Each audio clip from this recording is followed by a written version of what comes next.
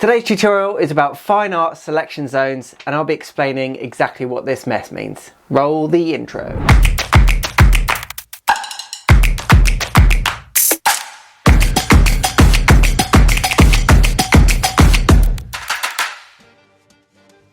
Okay, welcome back. Now, before we get caught up in Photoshop and selection tools and masking, etc., let's just take a step back and think, how am I going to get my raw file that looks something like this and edit it to look like this? You've got to think about which areas of this photograph do I have to select to get it to where I want it to be. Right, so I've opened both of the images in Photoshop. The top layer is a JPEG of the original, and if I switched it off, you can see a JPEG of the final edit.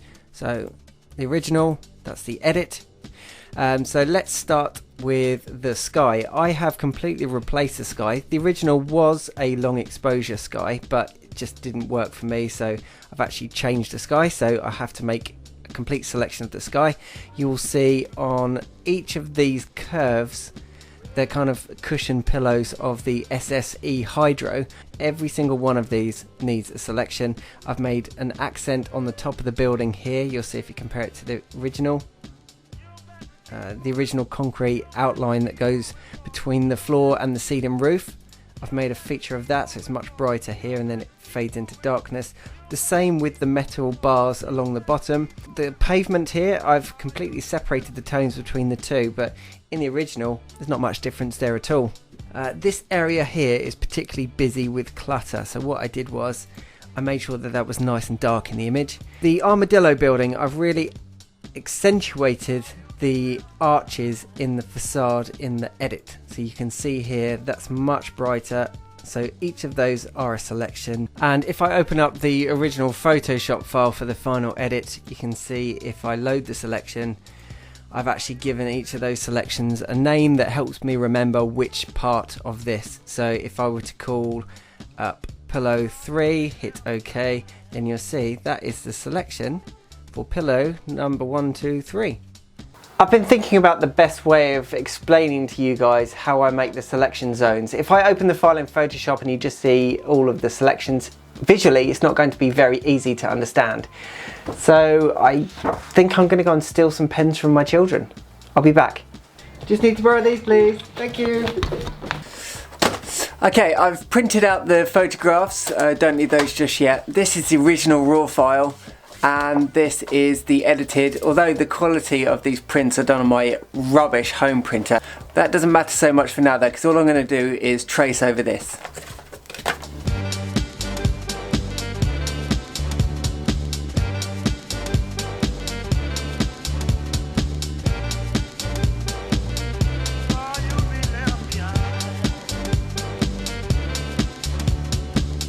So if I take this out, what you're left with, these are the zones of selections that I used to take this photograph and change it into this photograph. So let's break that down a little bit.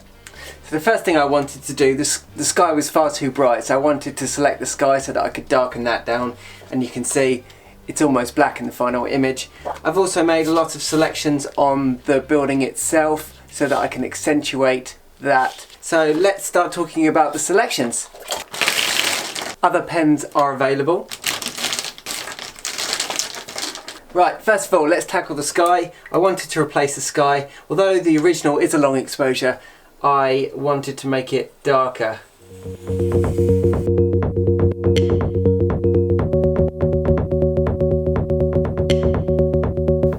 There you go, that's one of the biggest selections out of the way. The sky needs to be a selection on its own. We'll get some of the small detail out of the way. The Armadillo building in the background, I wanted to select the facade. The glass elevation of the Armadillo, I also made a selection out of that.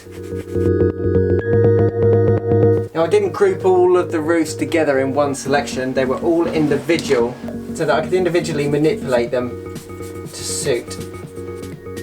So you can see there are a lot of selections going on in this very small area. But when you're zooming in on Photoshop to say 400%, this is nice and easy. This is not a very good sketch, but hopefully the idea is coming across. So what I then did next was I selected the underside of each of the canopies. At the scale of this sketch, you can't really see the inside, but as you can see, I've got 1, 2, 3, 4, 5, 6, 7, 8, 9, 10, maybe a few more selections just on the roof of that armadillo building. There's no secret recipe or formula to how many selections you'd have to make per photograph. Every single one is going to be different. Take this image for example, it's got a ton of curves in it, loads of layers, lots of depth, lots of selections. This image that I took in Paris, it's only got a handful of surfaces, therefore a lot less selections. That one was much quicker than this one. Next up, let's tackle the SSE Hydro building, which is this one on the right. The top canopy, I wanted to individually manipulate the tones on that, so I selected that.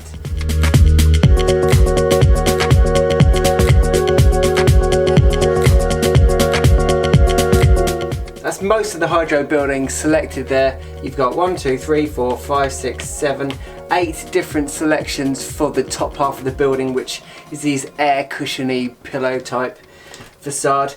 Now onto the bottom.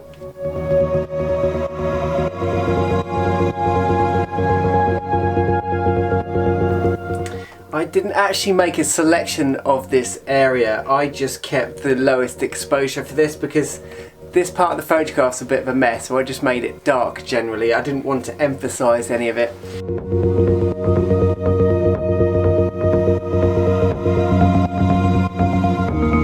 So there you go, all of these colours in this drawing here represent the selection zones that I created in Photoshop so that I could change this photograph into this.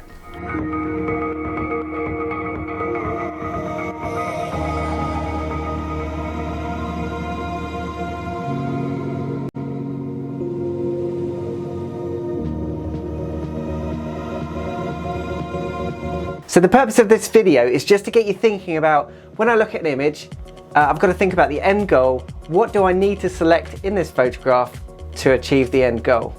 Every single image is going to be different. You're going to have to make that judgment about what you're going to select. Hopefully that made sense. Thank you for watching. There are some more fine art tutorials in the pipeline. Let me know if you think I should frame this and sell it and give the money to charity, or if I should just throw it away. This is art. This is fine art. Anyway, thank you for watching. I'll see you in the next video.